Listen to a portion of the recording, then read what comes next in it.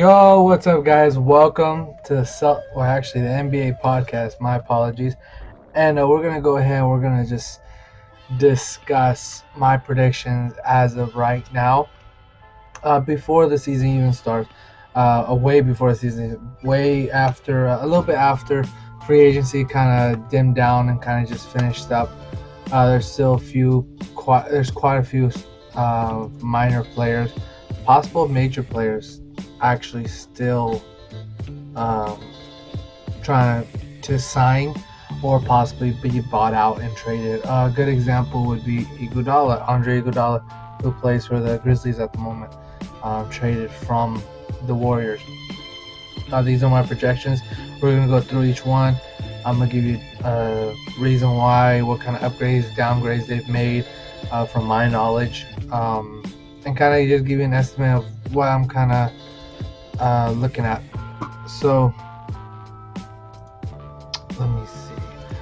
All right, so we're gonna start off with the Bucks. Now it's possibly hard for you to see, so let me actually make.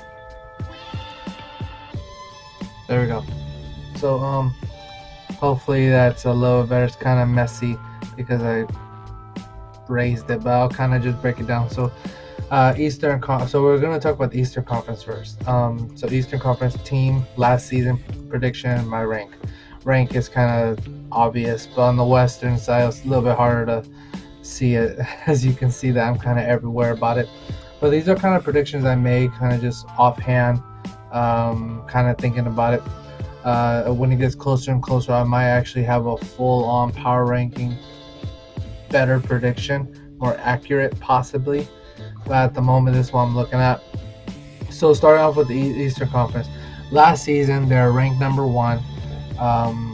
Yeah, I don't remember all the other rankings for the other teams, but for sure Bucks was number one, Sixers was two. Wait, no, Raptors was two, three was Sixers, I believe, yeah, and then so on and so forth.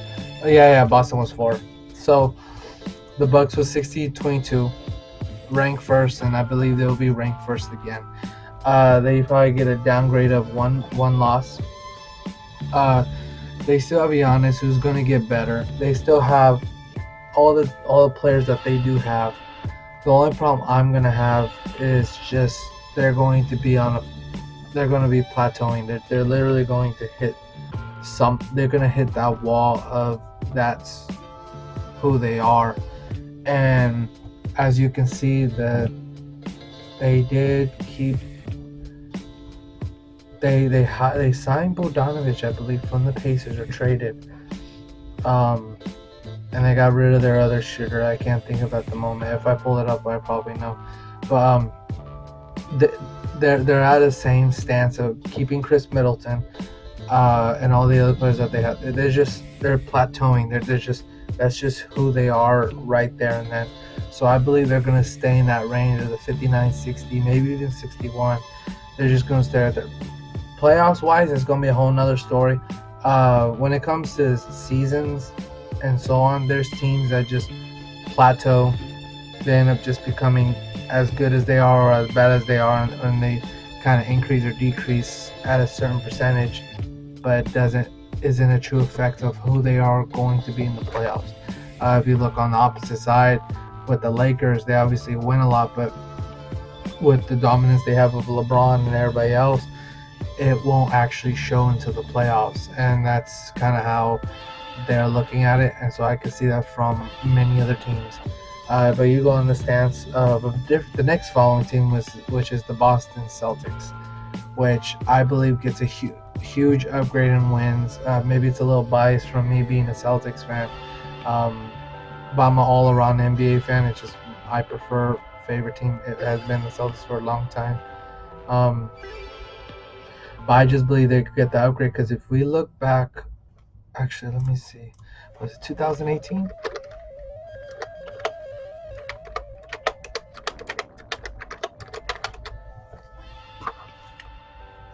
Yeah, here we go.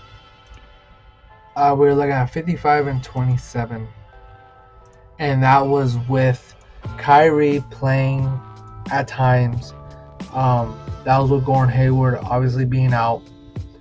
And I feel like Gordon Hayward being a little better than he is, willing to play around other players.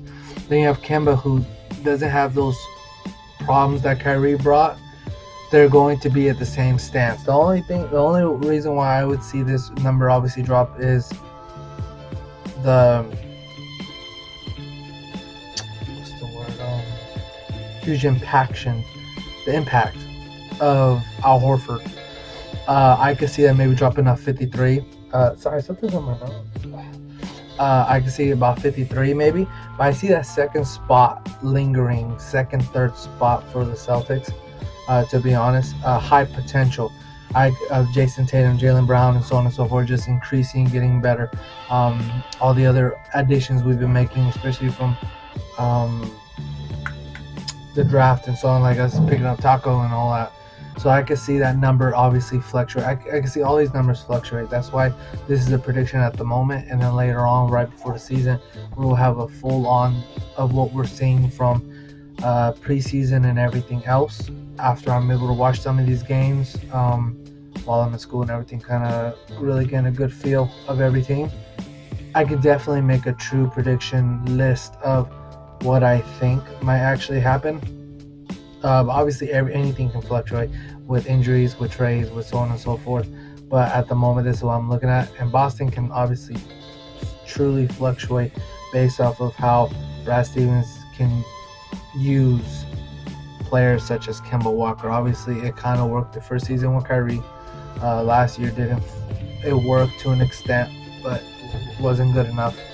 Now you have a player like Kemba who's a polar opposite of what Kyrie was on a locker room standpoint. That can he be able to mesh with the squad, and that's going to be the deciding factor. The Sixers, to be honest, they're going to be around the same thing. The only problem I have is, how do you go from JJ Redick and Jimmy Butler, who I give you about 20-something points a game each at times. Jimmy Butler was more.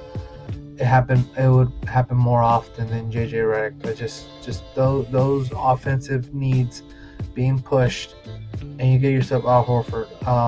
I love Al Horford, but to say that they're going, because I've seen a lot of prediction things that I've been looking around just as of right now, and they have the Sixers being way above Boston, way above, very close to the Bucks. I see 58 wins on Sixers. I don't get how. Al Horford's a great player. He will give you a lot, but not enough to be able to have that impact like if LeBron signed. That's just how it feels there, because you already have Joel Embiid, you have Al Horford. I mean, they're both going to be they're going to be able to play off each other a lot. But if Ben Simmons is the same guy, obviously people were watching some of his videos of him gaining a mid-range shot again, or mid-range shot to actually be able to play the game, and instead of being able to only be effective 5 feet, 3-4 feet far from the rim, that he'll be able to play that mid-range game. But it matters of many factors, like every team. It's going to be based off of many factors of certain players really progressing. Like for Boston, it would be Tatum. Sixers, it would be Ben Simmons. If Joel Embiid not being injury prone, Al Horford ends up becoming that really glue guy that actually makes everyone 5 times better. That general, where the Sixers could be better than Boston. That could happen. But there's a lot of factors, and so that's why, like I said, for every team, there's going to be many factors to be able to really determine if they're. I'm not talking about injuries. I'm just talking about the locker room itself, the way they play, and then adding on to the injuries. Then we go down to the Raptors, where it just becomes a big drop, and it's a little sad. But they lost Kawhi, they lost Danny Green. You attach Marc Gasol's huge contract. You still got Siakam, who's going to be a good player still. Kyle Lowry, I feel like he finally found himself a little bit, so I can see him kind of finally finding himself. But Kyle Lowry's a little late in his career with age, but he can find himself to actually say, I'm actually a pretty good player in this league. He always has been, but to kind of enforce that, I feel like that's what they could do. I can see Siakam showing that he deserves the money he deserves, especially when Marc Gasol leaves. They can start building around Siakam, start building around the players they have and everything else. So if that's the case, I still see them winning a good amount of games.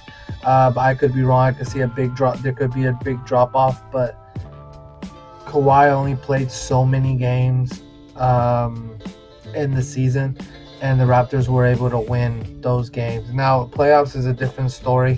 The Raptors can just get obliterated in the playoffs. But for the season specifically, the Raptors are going to be around the same. Why is my hat? There you go. My hat felt weird. So now the next one's the Pacers. Now, we were spending a lot of time.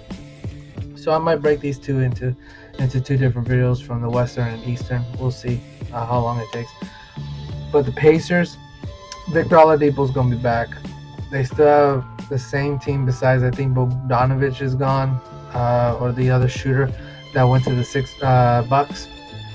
So they're still going to be a good team. Miles Turner's going to get better. Oladipo, hopefully he comes back at an efficient level, and he's going to be still around that 48 win, but I put about 46. There's going to be a few games drop off where Oladipo is still trying to figure himself out after the injury.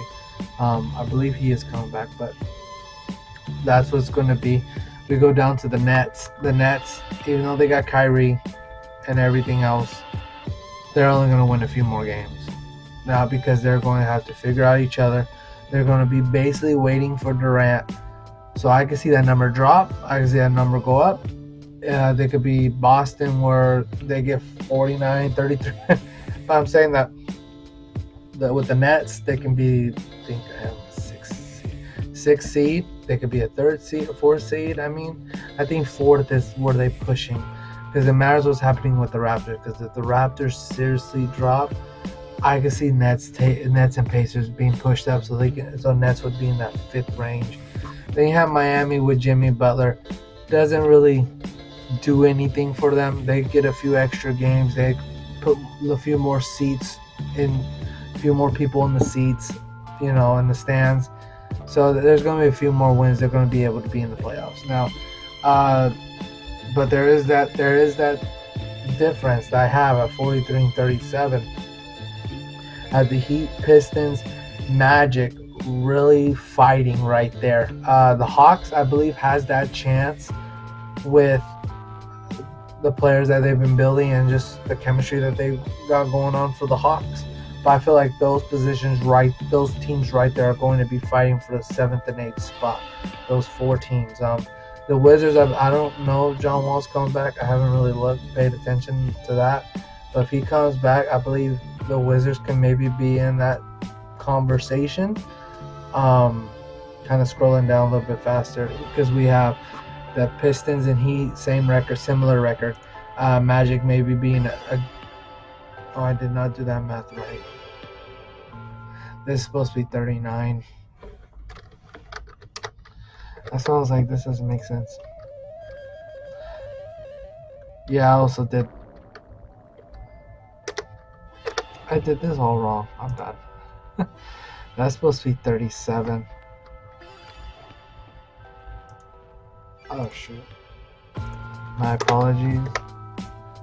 And that one's supposed to be 36.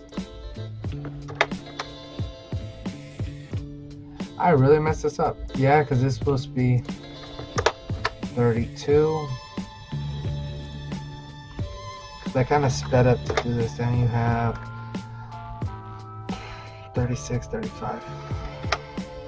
There we go. Much better. My apologies. Alright.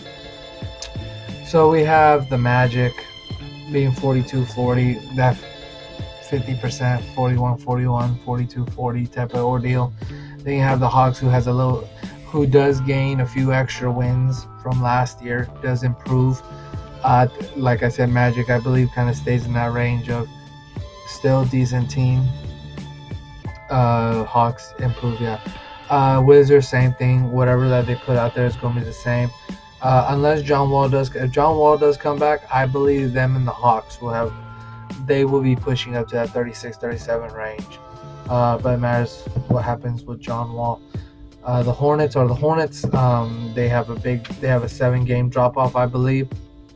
That instead of keeping Kemba Walker, who's the reason why they won those games, that goes to Terry Rozier, who I like a lot, but he is not Kemba Walker. He's going to give them maybe a few extra wins than what I'm saying. The 32, I could see like maybe 36, 37 with Terry Rozier, but I have to see what he's willing to give to Jordan and the Hornets. We go down to the Bulls. They win a few extra games from just players being developed.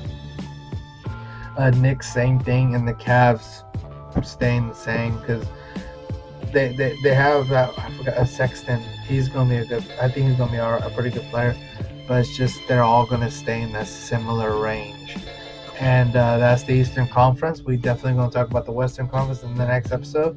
I do appreciate y'all watching. Y'all appreciate y'all listening, and I'll talk to you later. Peace.